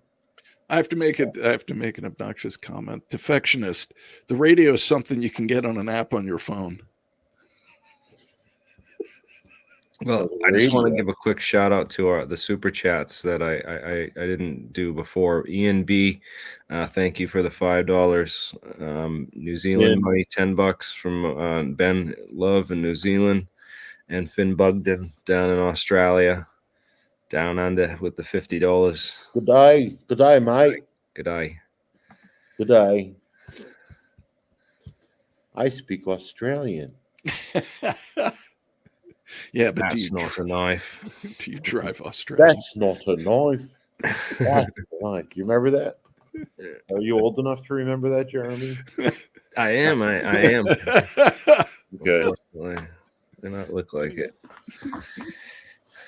Thankfully, yeah, Jeremy, you look like you're in your 20s, man. How old are you? Thankfully, I'm in my 40s. Oh. Were you going to say, thankfully, you're not in your 20s? Well, yeah, and then we all made a lot of mistakes. Yeah. Well, we were right. all learning. I mean, this was a crazy damn experience, the whole thing. I mean, I literally went from reading about put options to meeting Ellen Mariani and Phil Berg in Kansas City to being in San Francisco in March 04 at the first International 9/11 conference. I can't and like, yeah, got to meet Mike Rupert and Kyle Hentz and John Judge, Paul Thompson, like just a bunch of really incredibly brave people. One of the most humbling experiences I ever had, it was in Chicago, and somebody asked me for my autograph. And was that at the conference? Yeah. And I'm like, why do you want my autograph? I'm just a person trying to, nobody's asked me since, but it was just a surreal experience. That's awesome. By the way, I'm giving out, selling them now for $500 a piece. Yeah, you can buy them on his eBay store. Exactly. John the Truth Gold. That's it. I want a signed copy of your book, man. Paperback. Yeah, me too. Unfortunately, I never, except for Mike was the publisher of my first book. That's right. I can print it out and do like the binder thing, like I used to do with Right. Mike and Janice ran a publishing company. They tried to start up briefly. Yes, ebooks.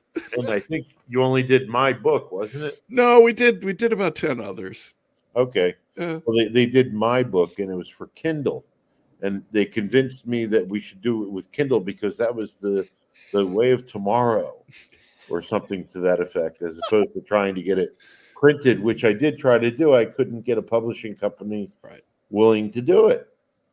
And so I wrote that book in 2 weeks. My first book, I wrote it in 2 weeks because I knew that if I had ever stopped, I would procrastinate and it would never get done. So I literally just sat at my computer and wrote a 400-page book in 2 weeks. Wow. And then they edited it for me and made it Kindle friendly. And this has nothing to do with 9/11. It has something. So anyway, let's get back to 9/11. My favorite topic is Philip Zelikow. But you know what, Mike? Do you remember when John Judge talked about how the White House vetted each and every chapter of the 9/11 report? Yeah. Essentially making them co-writers of the 9/11 report. Yeah. The so-called independent 9/11 commission. Mm-hmm. Philip Zelikow is a massive problem, but you know what? So is the White House having a say as to what the hell is going to be in it and what is not going to be in it. It was such a slap in the face. And the reason I like to point to the 9/11 Commission was because it was sold to the world as the definitive account of 9/11. People believed there was an investigation done, and this is what the end result was. And it was anything but, it was such a Like, there's so many different names to call it, but there were so many problems with it. And the one I just mentioned about the White House vetting each and every chapter. Well, or the lack of follow-up answers. Like they would say in commission testimony, oh, I don't recall. I'll have to get back to you. I'll have to get back to you. Like the famous scene where Cynthia McKinney confronts Rumsfeld. Right. Yes. And she did it twice, apparently, on video, and they never gave her an answer to No. those questions. No, they So, were like, there was no accountability. Like the clip that you played earlier, it was never about accountability. Well, It was a show. at the very first public hearing, Thomas Keane said, "We are not here to point fingers." Right. And the families wanted You're fired. exactly that. They wanted people in government who were in positions they should probably not have been to be held accountable. And instead, every single person that should have faced some form of accountability was Got rewarded and promoted. Yeah. And the reason That's that crazy. took place is because the minute that you hold someone accountable is the minute that they start to talk. What do you mean I didn't do my job? So and so Literally, that medals ceremony. If you go back Yes. to that first medals ceremony right after 9/11, I think it was I don't know if it was March 2002 or something. It's just like a lineup of all the people who should be subpoenaed and should have been arrested and rounded up and put under investigation. It's like, right. here they are. Just line them up and give them all medals and congratulate them. Give them a big slap on the back for protecting America so much. Oh, Like God. there was Wink, a wink. story about the radios that the families asked the head of the fire department's training unit to lobby Congress to hold hearings on the contract in New York City just over the firefighters' radios. So the firefighters went into the towers with the same radios they had in 1993. Yep. And that was because Giuliani's administration circumvented New York City contract procedural law. Instead of putting out a public call for bids for new radios, Motorola had already supplied the radios the fire department had. Giuliani's administration cut a backdoor deal. Instead of putting it out for contract, they just worded it as replacing non-functional radios. These radios were already really old. And this guy, John Joyce, took those radios out as part of his job to a field in Queens to test them. And the radios didn't work. They couldn't talk to each other in a field. When he went back to the office and he said to his boss, "I'll write the report," his boss said, "You may want to be careful about writing the report. You may not want to do it because they've ordered the radios." And Joyce said, "I'm going to write the report because somebody's going to die if they put these radios in the field." So the head of the fire department, by the way, Nicholas Scapetta, the same guy who is in the photos giving Mike Ballone the honorary firefighter award, Scapetta orders the firefighters' old radios pulled into a warehouse and they give them these new ones.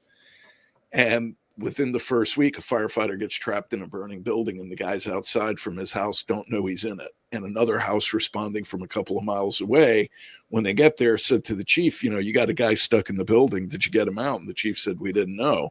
So they get the guy out and he lives. Then the fire department's union goes crazy and they force the city to take those brand new radios and they pull them out of the field and they reissue the old radios. So the firefighters were the only people with radios that didn't work in those buildings. And so the families just wanted to have an investigation into this contract. Like, this doesn't touch on any conspiracy theory at all, other than pure greed between Motorola and whatever was going on with the people in the Giuliani administration. And a Democratic representative, Carolyn Maloney, whose district cut through Manhattan, was lobbied by Jack Joyce and the families. And basically, we were there for, I guess this had to do, they were holding some kind of press conference about the Iraq War, she and Representative Murtha. And I went to the press conference and I actually got called on. And so I was able to ask her, you told the families that if the Democrats took control of the House, that you would hold hearings on the radio contract. Now that the Democrats have been elected to the majority, when can we meet with you and John Joyce to hold the hearings? And she did her little song and dance about why we're not having these hearings. So if they weren't even going to have a hearing that they promised over just radios, you know, the chance, I've always assumed there's no chance this was ever going to have a real investigation. I'd be delighted if we could just have a Truth and Reconciliation Commission, because the people involved are by and large dead. A lot of them are Ernest May, Sandy Berger, someone I would have loved to have spoken to, Dana Leeseman. God, I can't think of them, all of them off the top of my head. But Danny yeah, that's what I meant by they rely on the passage of time, right, to die off so that they can. Barry Jennings. Yeah. Barry Jennings. Yeah, a number of people that have died off. Nick DeMasi, for example. I mean, the people who were eyewitnesses to what it's actually horrible. happened. I was talking to Mike about this earlier. It's horrible that Nicholas DeMasi was never interviewed. It was always Mike Balone. But Nicholas DeMasi, that's because DeMasi didn't want to be interviewed because he wanted to collect his pension. Right. You know, and I mean, he was not alone in that. There were a lot of people who did not feel safe in speaking out. They didn't want to lose what they had worked all life to accumulate. And I get it, man. I get it. I will say they bought so many people's silence. There wasn't a lot of thing too with in order to get treatment for them first responders and stuff. Because you had this illness that's going to cost your insurance isn't going to cover it, and it's going to cost you so much money to stay alive that, you know, the only way to live is to they had to sign gag orders and stuff too. You want to know something disgusting? Yeah. John Field, who is the founder of the Feel Good Foundation, was told that he had to disassociate himself from the 9/11 Truth Movement if he wanted to get help for the 9/11 first responders. And I understood that, because it was a cause in and of itself. It was an extremely important cause, and he had to do whatever he had to do in order to get the help for the responders. And yet it still took how many fucking years for them to fight. They're still fighting over and over again. Their fight never effing down ends. To Washington, D.C.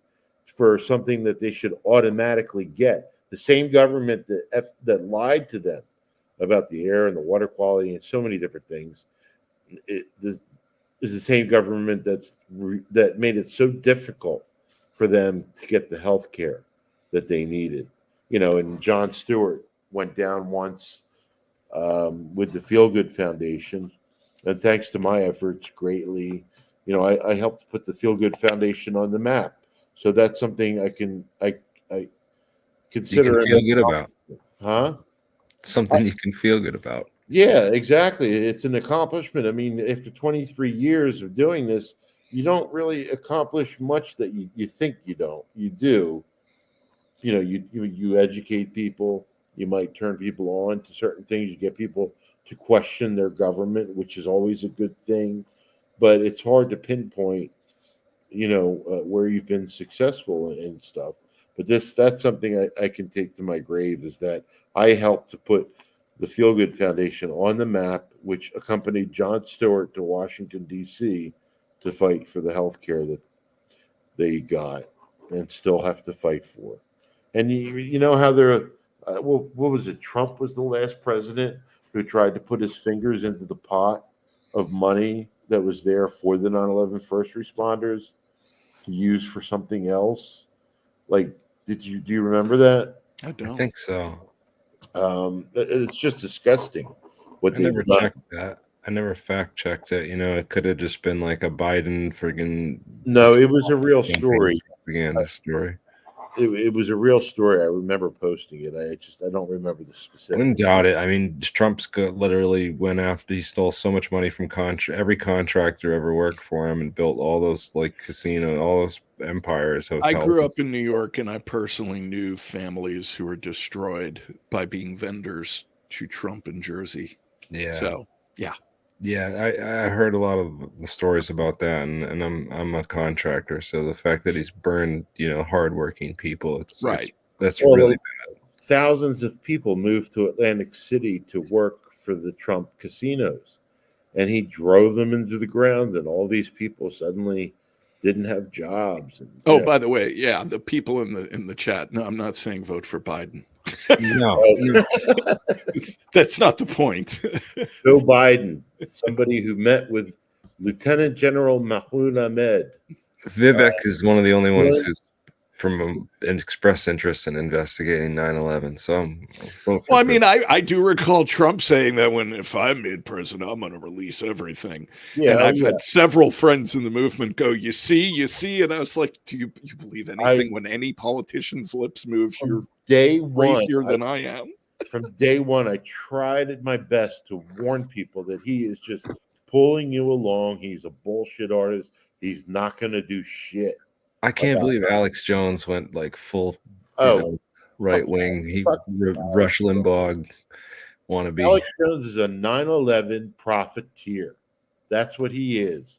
He made how much money, with his movies and his bullshit.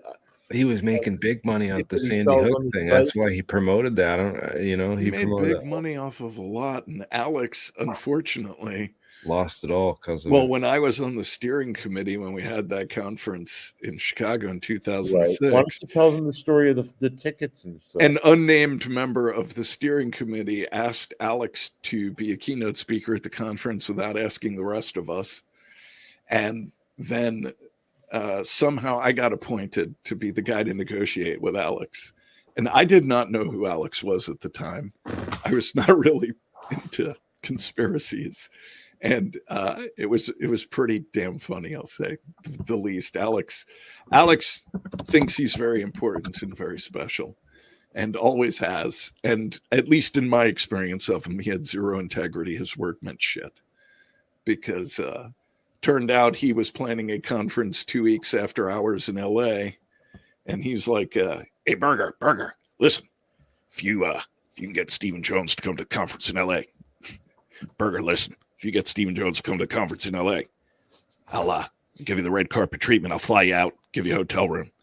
So I was like, "Hey, I can ask him for you, but there's no guarantee." And I did. I asked him, and Stephen agreed, which surprised me. And then I didn't hear from Alex or his team. Yes, he is a rabbit hole. And then I called him, and he's like, "Yeah, Berger, I never said that. I never said that. But I'll tell you what, Berger, if you get to LA, I'll give you a room." So Isn't it funny how everybody has their own Alex Jones? Janice made sure that 911truth.org flew me out there. He wouldn't let me speak at the conference. I asked him if I could meet Charlie. When I tried to go into the green room to meet Charlie, he had security walk me out of the hotel. And then he was like schizophrenic, man. He had me kicked out, and then he came outside and invited me to be his guest at dinner that night with Stephen Jones and everybody else who was part of the conference. He's a weird guy. Didn't he insist on first class tickets? Yes, he wanted 2 first class tickets. He wanted us to fly his camera crew and give him multiple hotel rooms. And I had to explain to him that, like, we could give you 1 coach ticket, buddy. And if you want to bring your cameraman, he can sleep with you in the 1 room you're getting. Yeah, 911truth.org had some supporters, but it did not have the supporters that some groups seemingly have, where they can raise. Oh no, how we pulled that thing off was a miracle, man. We were in over our heads. We didn't realize till a week before we had set up multiple simultaneous stages without sound equipment for 4 stages. 9/11 reclaiming the truth. What was it? Revisiting the truth. Yeah. But I mean, that actually, it's very interesting. That conference was like the impetus for 10,000 9/11 websites. Like, everybody left Chicago, created websites, movies. They became like DVD duplicators, giving out millions of loose change DVDs. It really did. Things went crazy after that conference. The thing that I loved about that conference is that's where the 9/11 Press for Truth was shown for the very first time in front of an audience. And I don't know if you know or not, I gave them the money to finish that film. I did. You know that. I don't know if Jeremy knew that. Yeah. And anyway, so I got to sit in with the audience and see their reaction. And they reacted perfectly, exactly as you would expect them to. Like, oh my God. And, you know, I can't believe he said that. Dick Cheney's a, you know, whatever. It was a great movie. Well, it's a great movie, but it was a great experience. And I just loved that. And then, you know, I showed 9/11 Press for Truth, the sequel to it, which is in their own words, the untold stories of the 9/11 families, 9/11 Dust and Deceit. Yeah. We showed these at a movie theater in Wayne, Pennsylvania for months. This was a very conservative section of Pennsylvania showing these lefty movies, which somehow 9/11 Truth is now the right wing. Yeah. It's so funny to me. It's so ridiculous. Well, and recall in the beginning, basically, it was the far left and the far right that attacked us. There was nobody on our side. The progressives were terrible. I debated Matthew Rothschild, who is literally the editor of Progressive Magazine. So there was, you know, I did want to bring this up because he just doesn't go away. I wanted to ask you guys about Tucker Carlson. Oh, like, yeah. Tucker, you know, 15, 16 years ago, totally crapped on Stephen Jones, got him on the show. His producer asked Stephen Jones, what can we show? I know you're going to hate this, John, because it has to do with the buildings. But go ahead. But, you know, he said, you know, I'd like you to show the clip of Building 7. They agreed. And then when he was on camera. Now Tucker's on our side, though. Well, yeah, see, and this is what I wanted to get to. Now, Tucker's on our side. I just saw an article this week that Tucker went on some kind of error-filled rant against George W. Bush and said that Bush fled Washington like a coward. Now, I'm trying to understand. I'm trying to wrap my head around how Tucker Carlson doesn't know where President Bush was on 9/11. I'm having a really difficult time with that. To me, it means either he doesn't do his own homework and people brief him right before every appearance, and he can't keep his shit straight anymore because he conflated Cheney's role with Bush's role, at least from what I've read. And people are saying like that Tucker is like on our side now. He's had this change. I don't know that anybody's ever on quote our side. I don't know what side that is. One thing Tucker did prove of a point that I've made so many times over the years to people with a voice that are afraid of losing their pulpits and their money by being painted with the 9/11 truth brush. If they did a really good job and wrote a really good article, their popularity would soar amongst the people, which is who they're trying to reach anyway, and which is who would send them donations if they needed it, and so on and so forth. Look at how popular Tucker Carlson got amongst some people just for mentioning WTC 7. You know, he proved my point that the people like the Noam Chomskys and the Glenn Greenwalds and the whoever's that would normally you would hope would do a good job should have. And they would have been so popular, and they never did it. They were afraid of losing their pulpits. They were afraid of losing their dollars, you know, their whatever cash cows they could find.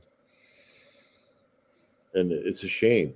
But that moment you mentioned about Stephen Jones being on Tucker Carlson, I mentioned last time I was on the show that was a pivotal moment in the 9/11 truth movement, in that afterwards, people felt that they had a responsibility to defend both Stephen Jones and the argument of controlled demolition after that happened. And I think that's when all of the focus just went towards the buildings at that point. And I wasn't the first to notice it. It was Jeff Wells, Rigorous Intuition. Is that his name? Yeah, he wrote an article called "The Real Thing" or "It's the Real Thing," that talked about the 9/11 Truth Movement 2 years prior to that, where we had the 9/11 omission hearings, the 9/11 People's Commission, the 9/11 congressional briefing, and none of those events mentioned the buildings at all. That's true. And No, you're right. There was so much evidence. You didn't even need to talk about the buildings. no, and do you remember people would say, I never lead with the buildings because it sounded crazy to a lot of people. It wasn't even that. I mean, my conclusion after all this time is facts don't change a damn thing. Well, People don't listen to rational argument. We're emotional creatures, first of all. Second, if you're in group, or where you get approval from, your community isn't going to tolerate hearing about this, you're not going to sever the connections you have with the people in your life that you love or care about over this. I've met so many people in this journey who have done that and have wound up isolated and alone because of the path they've decided to take. People are going to think whatever they're going to. To me, it's about trying to reach the people who are actually curious and asking questions. That's the moment when they're reachable. The people who have an opinion on either side can't hear facts. Anyway, Right. there are just as many people within this movement who wanted to fight with me or who accused me of being CIA.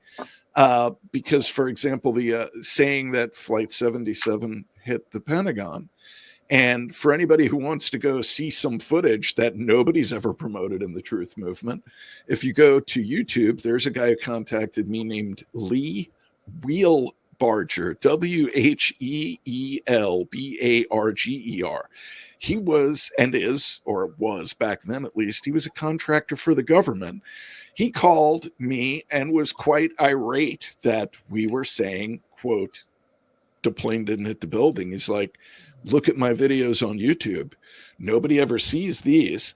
And I went. He was right. It had 700 views in 8 years because no truthers wanted to see footage at the Pentagon that confirmed that what he was saying was true. There was talking about the forensic video? Was that No. This was a guy who was called in by the Pentagon that day to help go through the building. So you see him, you see them shoring up the walls that night. You see him going through, and he and his team of people helped pull out plane parts that night. And he's got it on video. And so he was, pretty ticked off that people were denying the reality that this guy and his team and other people there lived. And nobody wanted to look at the video evidence he had on YouTube. I think the damage was done a long time ago, and the people that helped create that damage should really be ashamed of themselves.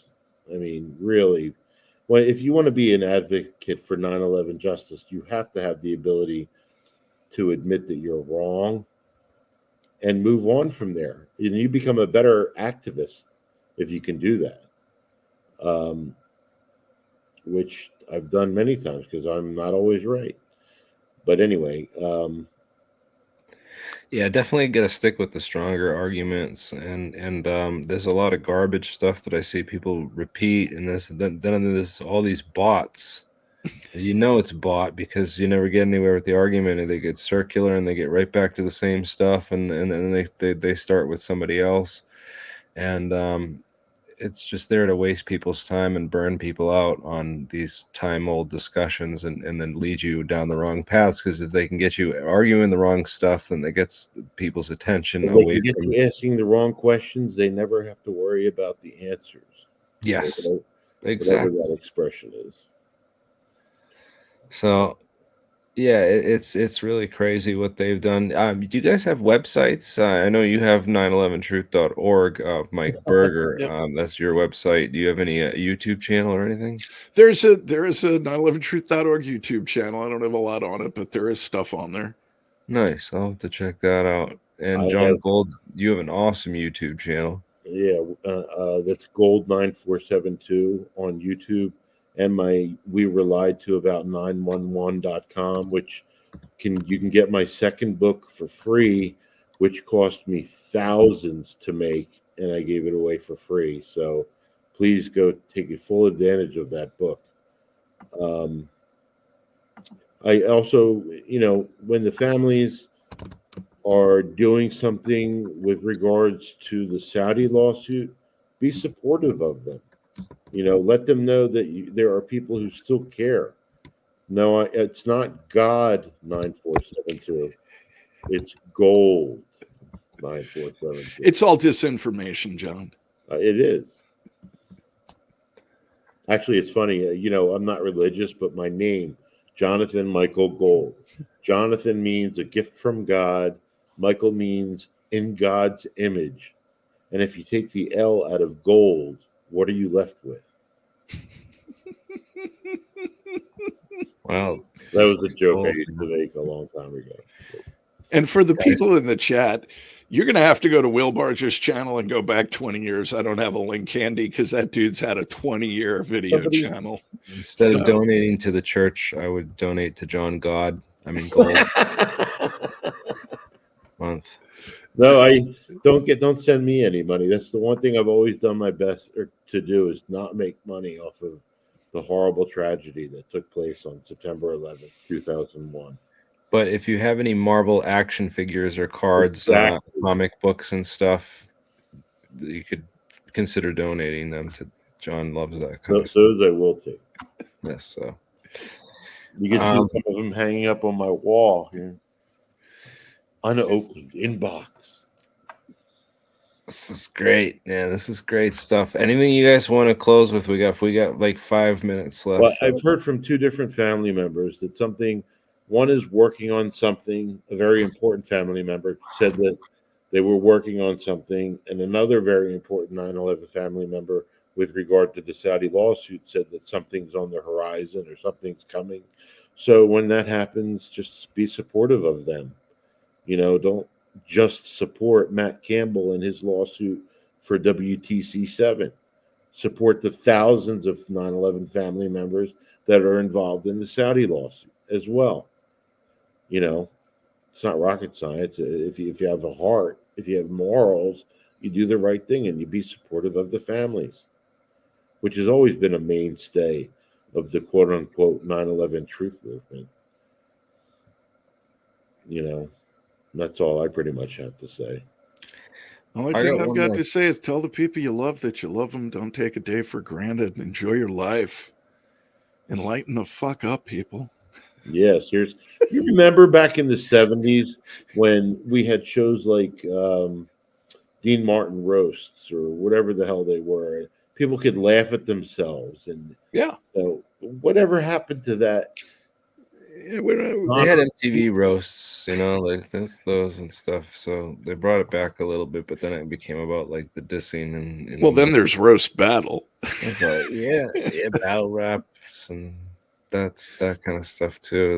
There's a lot of that still going on, but when you get into the really heavy dark shit, it's kind of hard to lighten up and remember like there's a life outside of this tunnel. Yeah, I mean, this is perspective, like something I've been doing for 20 years now. Right. So I'm beyond the darkness. I'm just like, all right, well, we got solutions too that we talk about, but it's important to educate people that, like, hey, the government's not just lying about UFOs or just lying about this. They're lying about all of it, everything, all the time, all on all whatever they can. Right. I mean, there's no advantage to them and us actually knowing what the hell they're doing. None. As a matter of fact, I don't know if you've ever heard of Muck Rock, but there's a website, Muck Rock. This week, they're teaching people how to do FOIAs. That's awesome. And they post a central repository for all the FOIAs that the people they teach. What's the website? Muck Rock. Muck Rock. I think it's .org. And they're doing like FOIA week. So they train you for free this week. You can sign up.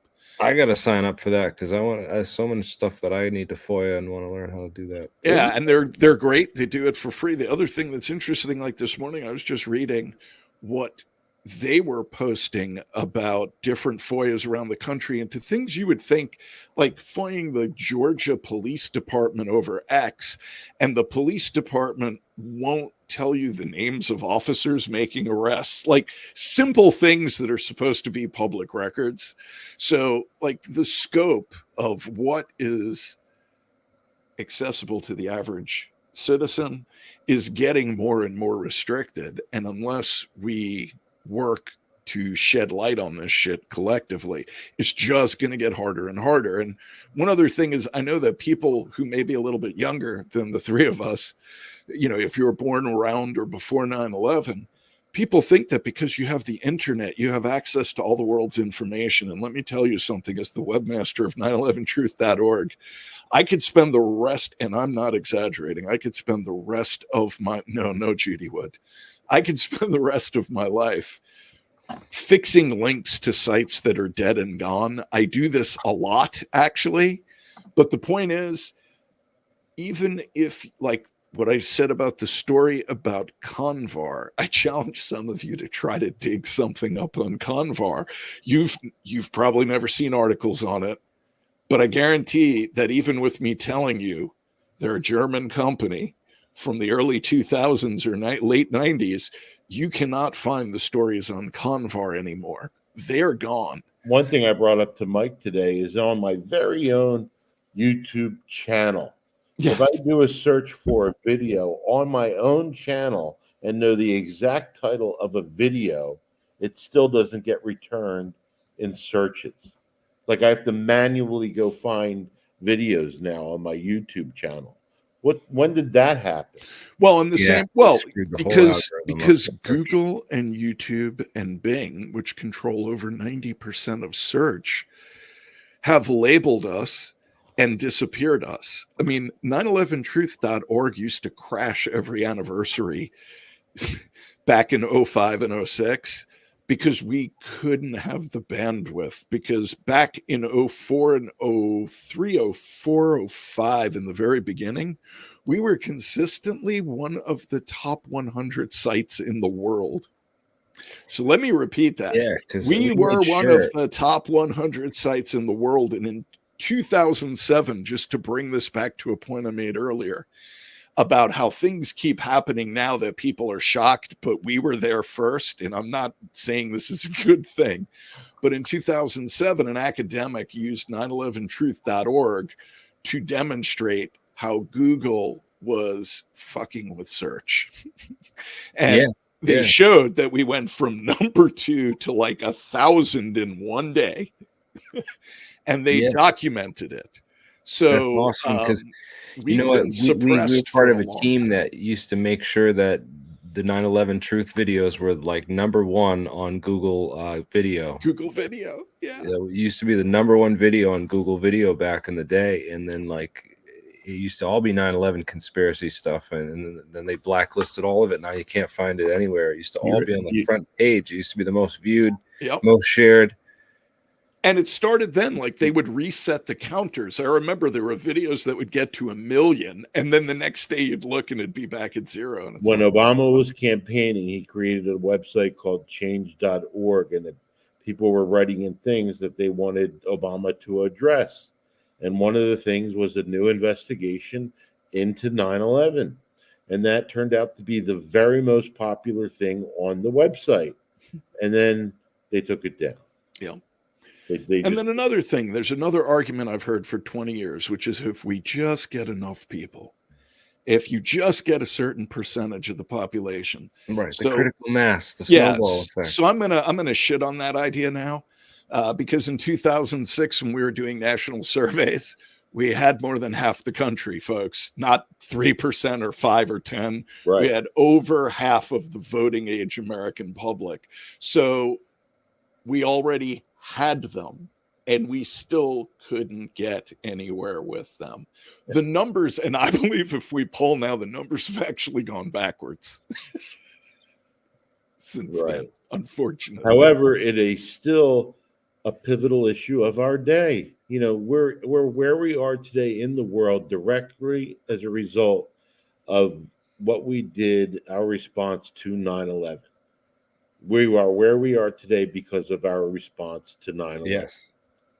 The war is everything that's happened. So it all starts there. It all needs to go back there to fix it all. So Very well. Thank you guys so much. We just hit 2 hours, so people get turned off and intimidated when they see videos longer than that. So we're gonna shut it down here, and we'll bring you guys back on again at some Oh, point. thanks soon. for the late minute surprise invite. I really appreciate it. It's good seeing you and Thanks for putting a coming. It face was nice to the meeting you, name, and sorry for Jeremy. the wrong Yeah, introduction at the beginning. it's great. Thanks, Jeremy. Thanks, Jim. Awesome. Thanks, Have a great Jeremy. night, everyone. If you too. guys want to stick around, we can hang out for a bit. Sure. All right. Well,